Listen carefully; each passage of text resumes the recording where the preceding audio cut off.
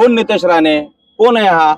नितेश राणेला भाजपाने ह्या महाराष्ट्रातले अंधभक्तांना खुश करण्यासाठी केले गेलेले मंत्री हे नितेश राणे आहे। हा विचाराचा असतो, रक्ताचा नसतो, हे पहिल्यांदा आपण लक्षात घेतलं पाहिजे। बोलण्याचा हेतू धनंजयजी मुंडे साहेबांना असेल, त्यांचा बोलण्याचा असा हेतू नसेल की पंकजाताईंना सोडून धनंजयजी मुंडे साहेबांना वारसदार घोषित करावा, ते नको ते विषयात नाक खुपसू नये असा आम्ही नितेशजी राणेंना सल्ला देतो। एक डोळा गोपीनाथरावजी मुंडे असं ह्या मतदारसंघातले लोक समजतात, दुसरा डोळा हे पंडितांना मुंडे असं ह्या मतदारसंघातले लोक समजतात। नितेश राणे असतील किंवा त्यांच्या व्यतिरिक्त जे आयरे गैरे नेते आहेत ज्यांची काही पत नाहीये, ते त्यांना कसंही समाजात असो पक्षात असो असं स्थान नाहीये, असे लोक अशा पद्धतीनं असे वक्तव्य करू लागले। रावजी मुंडे साहेबांच्या वारसाबद्दल बोलू नका, ते तुमची लायकी नाही, तुमची ऐपत नाही।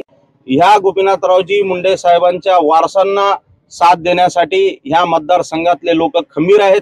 राजेसाहेब देशमुखांची स्वर्गीय गोपीनाथरावजी मुंडे साहेबांवर बोलण्या इतकी, पंडितांना मुंडेंवर बोलण्या इतकी किंवा धनंजयजी मुंडे असतील किंवा पंकजाताई मुंडे असतील यांच्यावर बोलण्या इतकी लायकी नाही। राजेसाहेब देशमुखांना बडीचा बकरा केलं, योगायोगानं त्यांना तिकीट भेटलं आणि त्यांना असं वाटतंय की मी आता ह्या मतदारसंघाचा आमदारच झालो काही।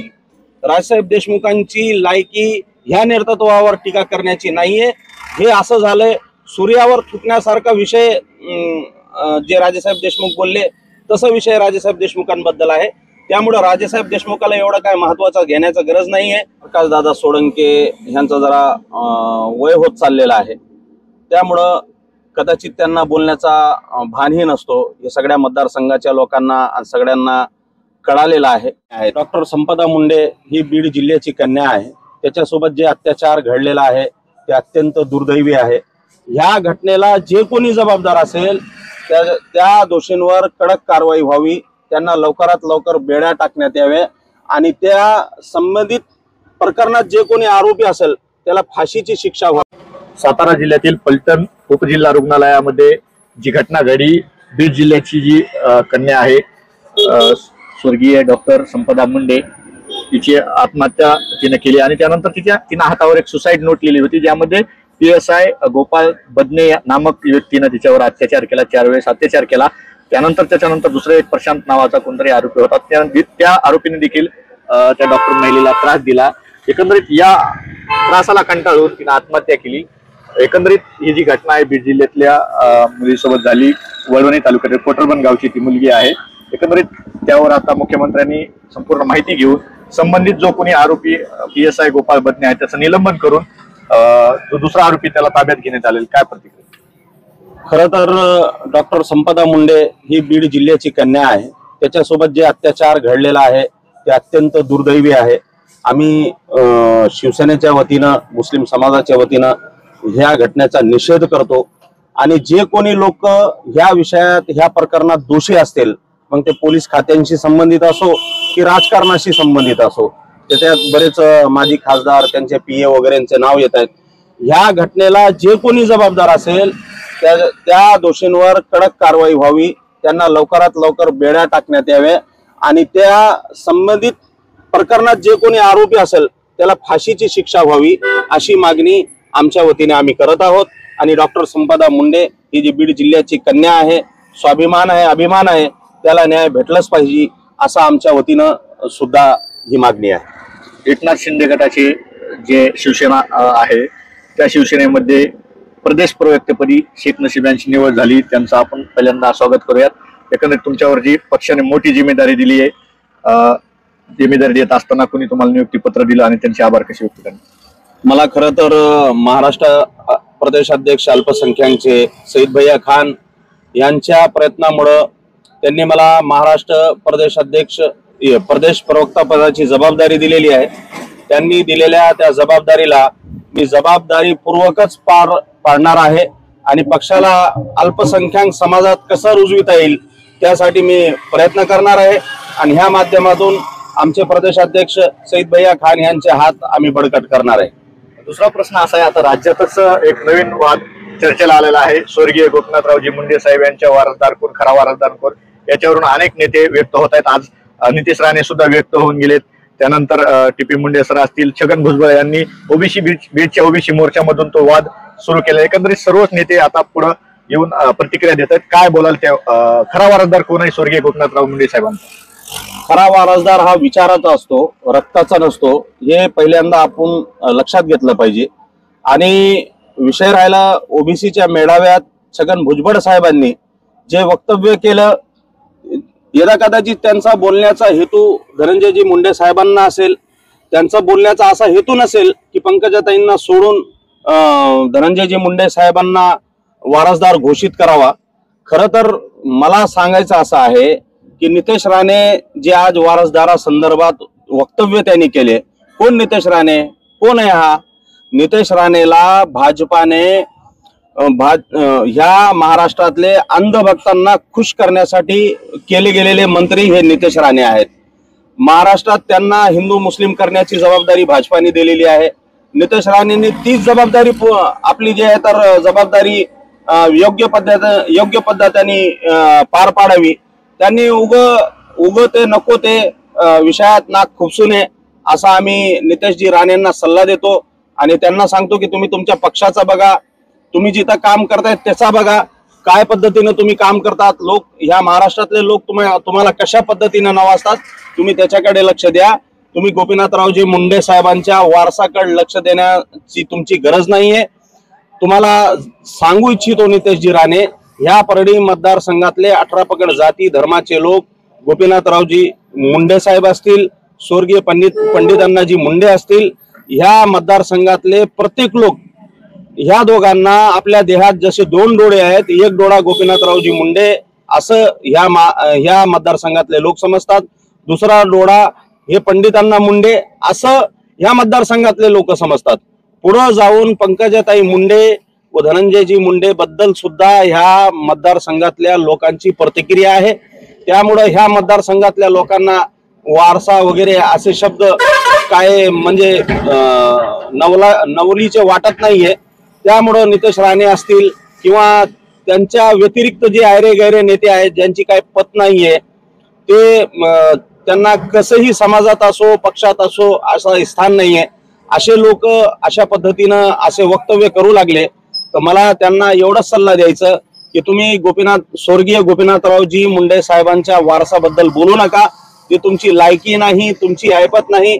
ह्या गोपीनाथरावजी मुंडे साहेबांच्या वारसांना साथ देण्यासाठी ह्या मतदारसंघातले लोक खंबीर आहेत. आणि नितेश राणेजींना पुन्हा एकदा सल्ला आहे की तुम्ही ह्या महाराष्ट्रातल्या अंधभक्तांना खुश करण्यासाठी केले गेलेले मंत्री आहात. तुम्ही ह्या महाराष्ट्रातल्या अंधभक्तांना खुश करण्याचंच काम करा, त्याच्या व्यतिरिक्त कोणतंही काम हातात घेऊ नका. नाही तर तुमची चाललेली जी पटरी आहे तुम्ही जर सोडलात तर विषय भरकटला जाईल आणि तुम्हाला त्याचा कदाचित भविष्यात नुकसान सुद्धा होणार आहे. असा सल्ला माझ्याकडनं त्यांना आहे. दुसरा प्रश्न असा आहे, आज परळी मतदारसंघामध्ये जे वेळोवेळी निवडणूक लढवतात टी.पी. मुंडे सर असतील, त्यांनी आज एक TV 9च्या माध्यमातून बाईट दिला की त्यामध्ये त्यांना असं केलं की स्वर्गीय गोपीनाथरावजी मुंडे साहेबांचा खरा वारसदार मीच, अशी सुद्धा त्यांनी प्रतिक्रिया दिली. आणि दुसरी प्रतिक्रिया जी असे 2-3 दिवसापूर्वीच परळी विधानसभा निवडणूक लढवलेली पहिली राजसाहेब देशमुख यांनी 2-3 दिवसापूर्वीच प्रतिक्रिया दिली की ज्यांनी स्वर्गीय गोपीनाथ मुंडे यांना खरा त्रास दिला तेच खरे वारसदार आहेत का, ते खरे वारसदार कसे होऊ शकतात, अशी त्यांनी टीका केलेली होती. यावर काय प्रतिक्रिया? मी प्राध्यापक टी.पी. मुंडे सरांना एवढंच सांगेल की प्राध्यापक टी.पी. मुंडे साहेब ह्या तालुक्यात नेहमीच निवडणुका लढवित असतात. आता त्यांना कितपर्यंत यश भेटतो काय होतो ह्या परळीतल्या सर्व जनतेला माहीत आहे. आणि ते कदाचित मुंडे घराण्यातून असतील किंवा त्यांनी स्वर्गीय मुंडे साहेबांसोबत पंडित अण्णांसोबत काम केलेलं असेल, ते उत्साहाच्या भरात बोलले असतील. त्यांच्या बोलण्याकडे काही एवढा लक्ष देण्याची गरज नाहीये. राहिला दुसरा विषय राजेसाहेब देशमुखांचा. राजेसाहेब देशमुखांची स्वर्गीय गोपीनाथरावजी मुंडे साहेबांवर बोलण्या इतकी, पंडित अण्णा मुंडेंवर बोलण्या इतकी किंवा धनंजयजी मुंडे असतील किंवा पंकजाताई मुंडे असतील यांच्यावर बोलण्या इतकी लायकी नाहीये. पक्षाला त्यावेळेस ह्या मतदारसंघात उमेदवार भेटत नव्हता शरदचंद्रजी पवार साहेबांना, तर त्यांनी राजेसाहेब देशमुखांना बडीचा बकरा केलं. योगायोगानं त्यांना तिकीट भेटलं आणि त्यांना असं वाटतंय की मी आता ह्या मतदारसंघाचा आमदारच झालो काही. माननीय धनंजयजी मुंडे साहेबांनी राजेसाहेब देशमुखांचा पराभव 1.5 लाख मतांना केलेला आहे. आता सध्या स्थानिक स्वराज्य संस्थाच्या निवडणुकी आहेत, त्यामुळं राजेसाहेब देशमुख हे इकडे मिरवत असतील, परंतु ह्या भागातला कोणताच माणूस त्यांना ओळखत नाही किंवा ते सामान्य लोकांपर्यंत पोहोचलेले नाही. आता ह्या मतदारसंघात जर राजेसाहेब देशमुखांच्या पक्षाला खासदारकीला इथं बहुमत भेटलेलं आहे, बऱ्याच गावांनी त्यांना साथ दिलेली आहे. आता कोणत्या एका विषयासाठी राजेसाहेब देशमुख असतील किंवा त्यांच्या पक्षाचे खासदार असतील किंवा शरदचंद्रजी पवार गटातील अनेक नेते असतील, त्यांनी ह्या भागातल्या कोणत्या समस्याकडे लक्ष दिलं किंवा कोणत्या समस्या त्यांनी इथं सोडविले किंवा कोणत्या समस्यासाठी ते लढले आणि लोकांना न्याय मिळवून देण्याचं काम त्यांनी केलेला आहे का, अगोदर हे जनतेला सांगावा आणि मग एवढ्या मोठ्या नेतृत्वावर त्यांनी टीका करावी. राजेसाहेब देशमुखांची लायकी ह्या नेतृत्वावर टीका करण्याची नाहीये. हे असं झालंय सूर्यावर थुकण्यासारखा विषय जे राजेसाहेब देशमुख बोलले तसा विषय राजेसाहेब देशमुखांबद्दल आहे.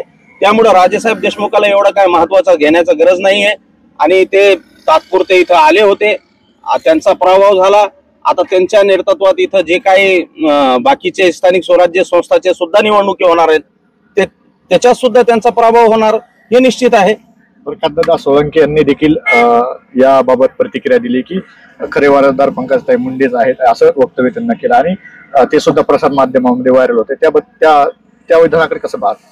प्रकाशदादा सोळंके यांचं जरा वय होत चाललेलं आहे, त्यामुळं कदाचित त्यांना बोलण्याचा भानही नसतो. हे सगळ्या मतदारसंघाच्या लोकांना आणि सगळ्यांना कळालेलं आहे. त्यामुळं प्रकाशदादा काय बोलले काय किंवा इतर कोणते नेते आज स्वर्गीय गोपीनाथरावजी मुंडे साहेब, धनंजय मुंडे साहेबांबद्दल, पंकजा मुंडे साहेबांबद्दल बोलत असतील तर त्यांच्या बोलण्याला एवढं काही महत्व नाहीये. ही क्षुल्लक विषय आहे. आज परळीचा जे नेतृत्व आहे, धनंजयजी मुंडे असतील, पंकजाताई मुंडे असतील, ते महाराष्ट्रात चांगला काम करतायत. मुंडे साहेबांच्या विचारधारेवर काम करतायत, मुंडे साहेबांच्या विचारांना पुढे घेऊन जाण्याचं काम करतायत. 18 पगड जाती धर्माच्या लोकांना सोबत घेऊन विकास करण्याचं काम करतायत. त्यामुळं ह्या नेतृत्वावर टीका करणं किंवा ह्या दोघात स्पर्धा लावण्यासारखा काही विषय नाही. आणि दोन्ही बहीण भाऊ आता एक झालेले आहे. आता ह्या जगातली कोणतीच ताकद ह्या दोन्ही बहीण भावांना वेगळी करणार नाही. हे दोघं ह्या मतदारसंघाचा असेल किंवा ह्या महाराष्ट्रातल्या लोकांचा असेल, 18 पगड जाती धर्मांचा विकास असेल, ते करण्यासाठी खंबीर आहे आणि आमचा त्यांच्यावरती विश्वास आहे. आता स्थानिक स्वराज्य संस्थेच्या निवडणुका, जिल्हा परिषद, पंचायत समितीच्या शिवसेनेच्या गटाकडून ज्या आता निवडणुका कशा लढवल्या जातील, एकंदरीत तालुक्यातली रणनीती कशी असणार आहे, तुम्ही किती जागेवर अधिकार गाजवतायत किंवा जागा तुम्हाला पाहिजेत, असं काही एकंदरीत रणनीती ठरलेली आहे का? आम्ही ह्याच्या अगोदर जिल्हा परिषद, सिरसाडा गट, पोहनेर पंचायत समिती गण व सिरसाडा पंचायत समिती गण हे सोबळावर ह्याच्या आधी आम्ही लढलेलो आहोत. 2017ला आम्ही सिरसाड्याची ग्रामपंचायत शिवसेनेच्या ताब्यात निवडून आणलेली आहे. त्यामुळं परळी तालुक्यातील सिरसाडा जिल्हा परिषद गटावर हा शिवसेनेचा ताबा आहे. उद्या दुपारी 2 वाजता आमच्या पक्षाचे सचिव ह्या पक्षाच्या आढावा बैठकीला उपस्थित राहणार आहेत. ह्या सिरसाडा गावातील, सिरसाडा परिसरातील अनेक कार्यकर्ते सिरसाडा जिल्हा परिषद गट व पंचायत समिती गणाची मागणी करण्यासाठी तिथं जाणार आहोत. आमची युती जर वरिष्ठ लेवलला जे काय ठरेल, पक्षाचा जो काय आदेश येईल तो आदेशाला मान्य करून आम्ही पुढची रणनीती ठरविणार आहोत. नक्कीच आता राज्याच्या राजकारणात जी वारंवार चर्चा होत आहे, स्वर्गीय गोपीनाथरावजी मुंडे साहेब यांचा खरा वारसदार कोण, धनंजय मुंडे की पंकजाताई मुंडे, याच्यावरून जे राज्यामध्ये चर्चा चालू आहे, अनेक नेते यावर प्रतिक्रिया देत आहेत, व्यक्त होत आहेत.